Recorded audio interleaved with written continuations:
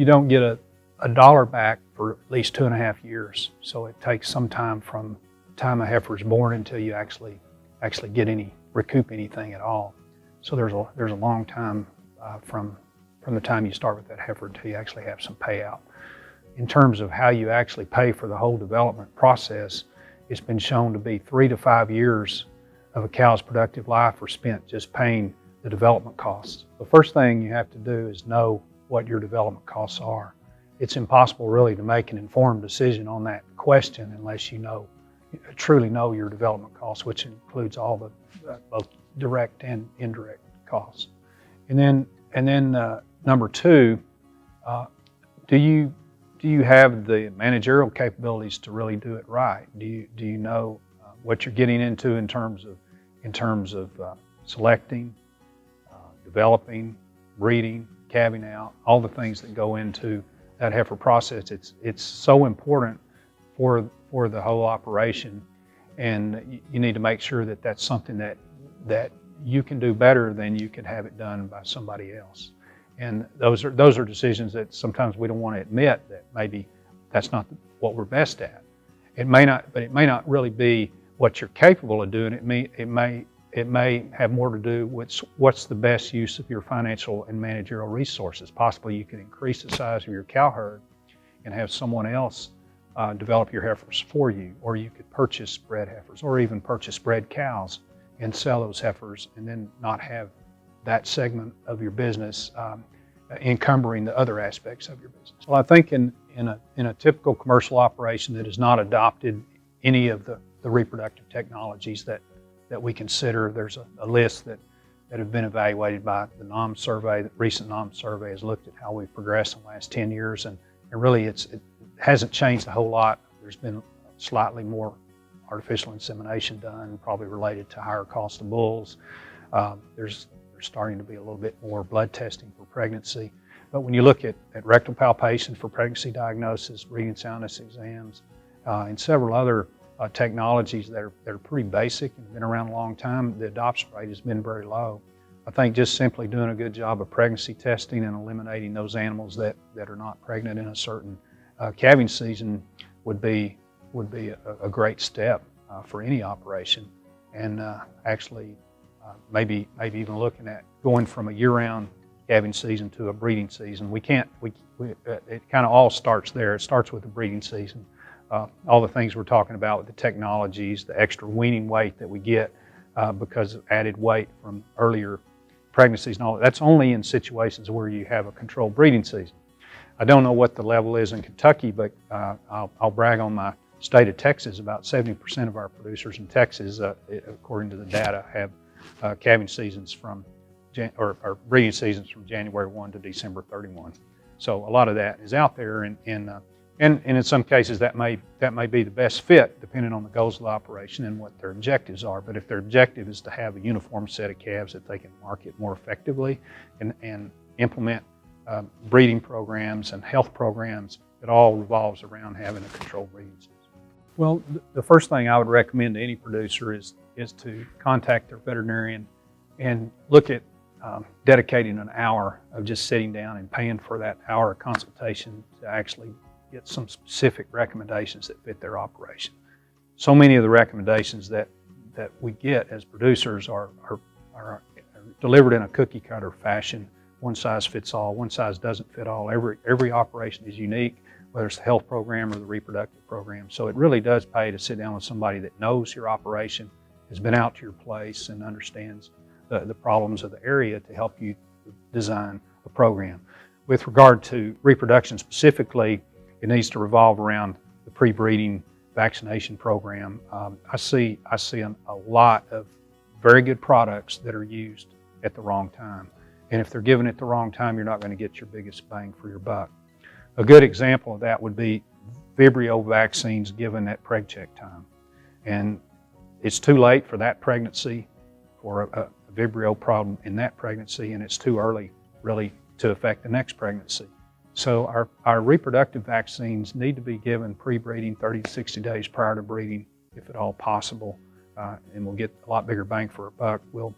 will allow the peak immunologic response to correlate with the highest level of challenge, which is what we want in a vaccine. During the growth phase, we'll stair-step the cattle, we'll plateau them and then raise them as body condition score target indicates. During the flush phase, which starts 33 days in front of the breeding season and lasts through day 28 or past the first rebreed cycle, will increase rate of gain with some additional energy in the ration, and those cattle typically gain about 175 to 195 per head per day. And then once we get to day 28 of the breeding season with a particular set of heifers, we'll back nutrition off again, and we provide them what we call a bred heifer ration, in which the cattle gain more, a pound to a pound and a quarter. The ranges deal with different biological types of cattle and where they're at in terms of target body condition score. Ideally, what we're looking for is I want those cattle right on the edge of using a 9-point system, I want them right on the edge of a 5.0, 33 days in front of the breeding season when we add some extra energy in the ration and flush those cattle. I want to take them from the bottom end of a 5 to about a 5.75 ideally is the target for when we breed the synchronized heifers. So I want to gain about 3/4 of a body condition score during that time frame. And then I want to keep those cattle at a 5.75 all the way through delivery, which is basically 90 days after their synchronized breeding date. When you feed too much and the cattle get too fleshy, not only are you putting additional money into those cattle in terms of input costs, but you're actually hurting yourself from a fertility standpoint.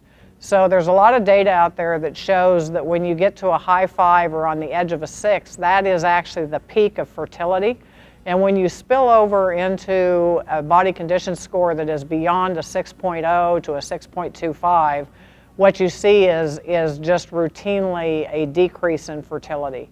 But yet you're putting more money into the cattle, getting them fleshier and fleshier. So each set of heifers has to be handled according to where they're at body condition score wise and what your target is and how long you have to get them there. So there is no one pat answer for everybody because it all relates to a specific set of cattle, the flesh they're in, their frame score, and your feed ingredients and how you handle a limit versus a full feed program. The rule of thumb is whatever biological type of cattle you're working with, you kind of want to hit that middle group. So if you're dealing with a lower frame 5 or a high frame 4, a real moderate frame kind of a female, you want that middle group. You don't want the smallest cattle and you don't want the biggest group out of that biological group. You want the middle cut.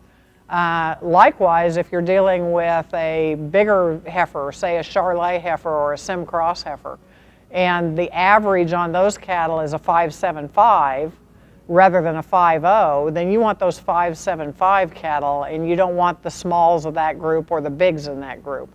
So what you're trying to do is get to the middle group of whatever biological group you're working with. Personally, I kind of like a 5.25 to a 5.5 frame heifer, and that would equate to most British breeds being in a middle group kind of a deal, an Angus or an Angus Hereford cross, for example. That 5.25 to 5.5 frame heifer would be a pretty good heifer to keep. For folks that are not as closely involved with heifer development, if they're more feed yard oriented, they don't understand that heifer development is about targeted rates of gain instead of maximum rates of gain. They don't understand all the labor and services associated with a complete heifer development program. So a challenge that I had in the early years, not so much today, but in the early years, is getting people to understand that cost of gains when you're dealing with targeted rates of gain versus maximum rates of gain, which is what a feed yard operator is shooting for, you're not going to compete with that one number, cost of gain number. Because anytime you target rates of gain and you hold back their what they could possibly do on a full feed program, it's going to cost you more. But from a reproductive standpoint, that's the way these heifers have to be developed and have to be managed in order to make a productive cow over time. I've been very fortunate to have got a tremendous group of people to work with. All that being said, that didn't come overnight. You have to find the people that are interested in doing this kind of work, that take a tremendous amount of personal pride in their work, They want to be involved in the operation of the facility and be involved with the customers, know and understand what the customer's goals are. So it takes a little different kind of person to be involved in a business of this nature than just going out and writing pins every day or doing something of that nature. I've been able to put together a group over the years that has been together on average 17 years. We're very proud of that. I range anywhere from 14 to 25 years with the business. That experience is priceless when it comes to getting this job done every spring because the hours are long and sometimes the weather is difficult. I often say heifer development is something that a lot of people can do when the weather's with you. When the weather's against you, it takes a little bit of a different kind of a person to hang in and make sure it all gets done when the weather's working against you. If you're in the commercial industry, and obviously as seed stock operators, they're going to be dealing with purebred cattle, but if you're in the commercial industry, our industry has gotten awfully straight bred over the course of time. People that are in the cattle business need to stay in business with economically important traits, whether that be fertility, longevity, immune response, disposition, any of those kinds of things that really add to the bottom line, longevity. And crossbreeding can make a big difference in all those economically important traits. A piece of data that comes directly out of Heartland Cattle Company in our 2017 data shows that our crossbred heifers that we developed in that particular year conceived first service at a rate of 9% higher than their straight bred counterparts. And so it went from 68 to 77% first service conception. Our target is 70% first service conception. I see temperament or disposition as a must-have trait. For years in our industry, it's been referred to as a convenience trait. I would argue with that, doing the work that I've done for the last 30 plus years. I think it's extremely important that we have cattle that we can manage and keep the temperature down, if you will, so that they manage well. It affects all kinds of things from fertility to weight gain to carcass quality. Temperament affects every step of the production chain. So I think it's just imperative that we select for disposition and we get rid of the bad actors. We see it all the time. You can have a pen of 60 or a pen of 120 head of heifers, and the group is a little stirred up, and when you get one or two bad actors out of there, the disposition of the entire group changes. It only takes one or two bad apples to stir the group. We think that the highest use, the best use of corn residue in those systems is first to graze it. The proportion of corn grain to plant is about 50-50, and even less percentage of leaf and husk, and that's primarily what the cattle will select for. And so you're only removing, if you graze according to recommended stocking rates, you're only removing 12 to 15% of the total residue, and then 40% of that is redeposited in the feces. And so you're removing a minimal amount of residue and still leaving adequate cover out there. And so that's our first preference is to graze those residue acres. We've got long-term data from the University of Nebraska that would say that soybean yields tend to increase a couple bushel per acre, and some tendency for subsequent corn yields to increase. So we know that when you have high-yielding corn, removing some of that residue is sometimes needed because there's so much of it out there. And we think the best way to remove ironically, the components that the cattle select are the components that you probably pick to remove and leave the stem out there and the cob out there, for example, for cover and future residue. Beyond that, there is some baling, and certainly that's a good feed product as well. It works well in some situations. You need to pay a little closer attention because you can remove a lot of the residue if you rake and bale, and then you're not able to select the components of the residue that you would most like to feed or have the highest feed value, which would be the husk and the leaf. So you tend to get everything rather than being able to select for the husk and the leaf like the cattle are able to do themselves. There are three classes that I generally think about that are most commonly grazing crop residues. The first is the pregnant, dry cow. So she's had a calf in the spring, that calf is weaned in the fall, after the calf is weaned, she's already pregnant and she's going to graze corn residue. We have, and there's a lot of opportunity to provide supplements to that cow, and intuitively people think about corn residue being low quality, so I need to provide supplemental protein and supplemental energy. We know that it's relatively low in protein, and so the intuition is there, I got to supplement them with something. The data actually don't support that. We've got a substantial amount of data with, again, dry, non-lactating cows where the calf has been weaned, and we've compared supplementation strategies to minimal supplementation, and what I mean by that is providing a vitamin and a mineral mix that they're able to consume. And the cows that receive no supplement maintain body condition, which is what you want them to do, whereas the cows that receive supplement tend to have body condition creep. They tend to get just a little bit fatter, and so you're investing money that you're not getting any return for in that system.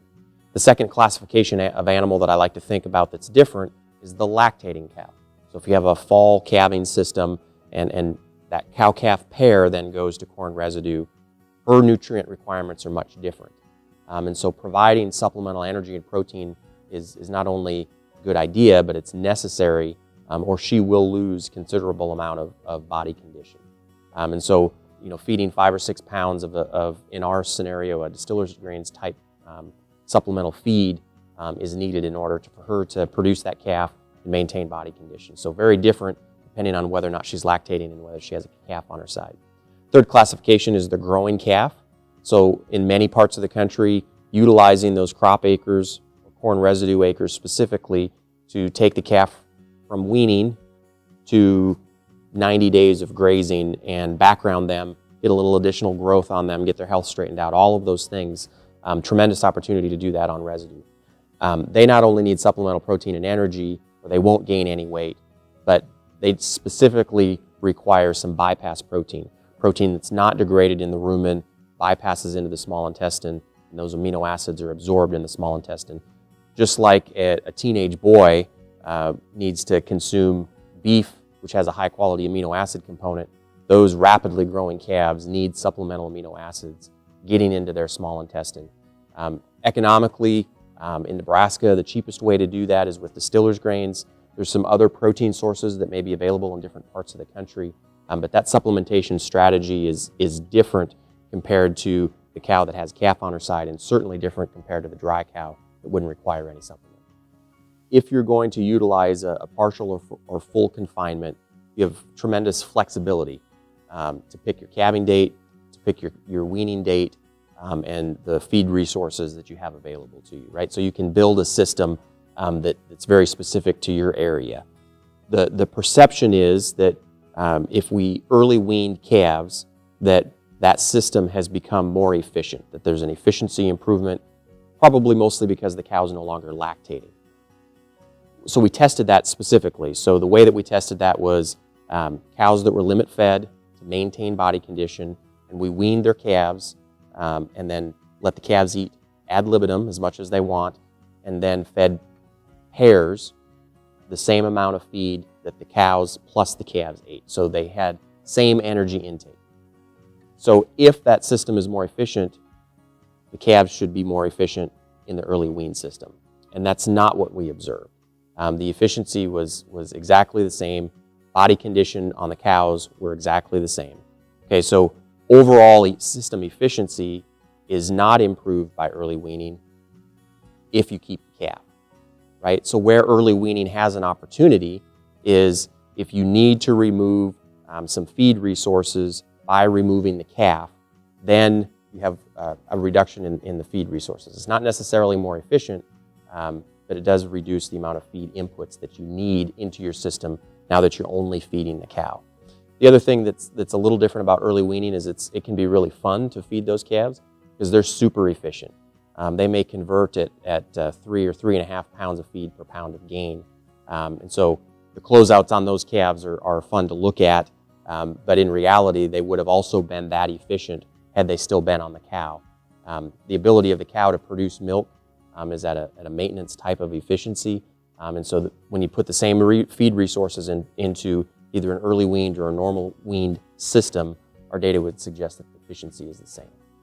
Yeah, we've become so specialized both in livestock production and in cropping production. And in livestock production, oftentimes we're worried about feed efficiency, some mechanism, however you define it, of feed efficiency. In cropping systems, we're worried about yield, right? And so we become very narrowly focused on those things. And when you try to put them together, if the cows have to give up some feed efficiency, or if the cropping system has to give up some yield, that's a deal breaker, right? We're not willing to do that because we're not willing to give those things up. But in fact, if you look long term, giving up a little bit of yield, for example, by producing a shorter day growth requirement for corn, give up 2-3 bushels per acre, but be able to fit in an extra forage crop to be able to feed those cows. If you're looking at the entire system now and not just only at the cropping system or only at the livestock system, those things can fit together very nicely. And I believe that we're going to be required to do that. We have to become more efficient with the available land that we have to produce food, because as population expands, our land availabilities are going to tighten, and we just won't have as many acres as we have today to be able to produce food.